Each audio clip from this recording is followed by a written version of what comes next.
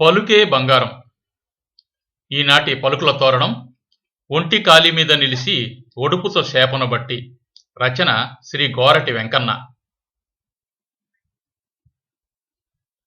ఒంటి కాలి మీద నిలిసి ఒడుపుతో సేపను బట్టి, గూటిలోని బిడ్డ కొరకు నోట కరుసుకొని పోతే, దొంగ కొంగ జపమని నిందలంట గట్టి నరుడు, ఏలెడంత పొట్ట మీద ఎందుకమ్మ ఇంత నింద, నరుడు తప్ప పొడమిలోన కొంగమ్మ, ఏ జీవి కపట మెరుగదమ్మ కొంగమ్మ, కపటమున్న నరుడు నీకు కొంగమ్మ, కపటమంట గట్టె తెలుస కొంగమ్మ, గాలిలోన ఈదుకుంటూ గంగవై పురుకుతున్న కొంగమ్మ, ఓ కొంగమ్మ.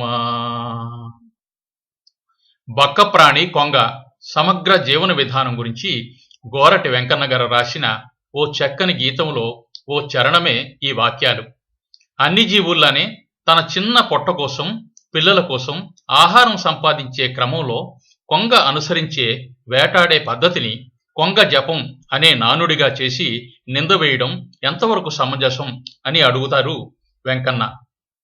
సృష్టిలో సకల ప్రాణులు వాటి మనుగడలో అవసరాలకు అనుగుణంగా కొన్ని ధోరణులు అలవర్చుకుంటాయి తప్ప కపట గుణాలు కనబరచవని, అసలు మనిషి కన్నా కపట ప్రాణి ఈ భూమిపై ఎక్కడా కనబడదని పాట చివరిలో నొక్కి చెప్తారు వెంకన్న. ధన్యవాదాలు.